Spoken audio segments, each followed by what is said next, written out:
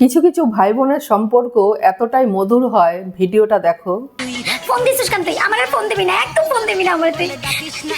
আফা আগে আমার কথা শোন, রাগ করিস না। আমি কি তোর বোন হইছে আমি তোর উপর রাগ করবো? আমি তো তোর কেউ না।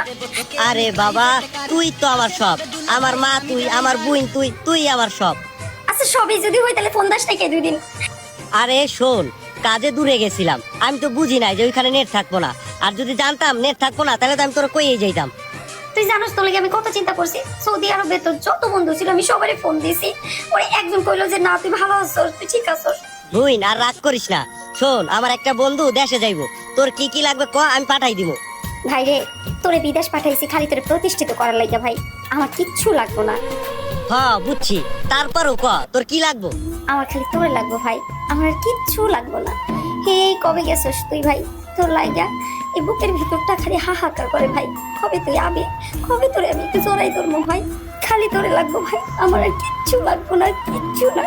তোর প্রাণের ভাইটি বুবু কত বড় হয়েছে, তোর কাছে আজও সে যে ছোট্ট রয়েছে।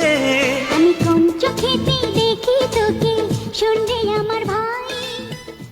সত্যিই প্রবাসী জীবন সত্যিই খুব কষ্টকর। যারা ফ্যামিলি ছেড়ে বাইরে থাকে, সত্যি ভাই বোন যারা দূরে থাকে তাদের সত্যিই খুব কষ্টকর জীবন হয়। আমিও ফেসবুকে কাজ করতে এসে এরকম একজন ভাইয়ের সাথে আমার পরিচয় হয়েছে, যে কর্মসূত্রে বাইরে থাকে। হয়তো তার সাথে আমার কোনো রক্তের সম্পর্ক নেই, কিন্তু এত অল্প সময়ে এতটাই আমাকে দিদি হিসাবে আপন করে নিয়েছে যে আমিও সত্যিই খুব ভালোবাসি আমার সেই ভাইটাকে। রক্ত সম্পর্ক ছাড়াও মানুষকে যে এতটা ভালোবাসা যায়, এই ভাইকে না দেখলে সত্যি তোমরা কেউ বুঝতে পারবে না। খুব ভালোবাসি তোমায় ভাই। ফেসবুক থেকে পাওয়া কিছুদিনের সম্পর্ক, কিন্তু এতটা ভালো সে আমায় বাসে, আমার নিজের দাদাও হয়তো এতটা ভালো আমাকে কোনোদিন বাসেনি। তাই অনেক অনেক ভালোবাসা রইলো ভাই তোমার জন্য। খুব ভালো থেকো তুমি, আর আমি তোমার অপেক্ষায় সত্যিই থাকবো। তুমি ভালো থেকো।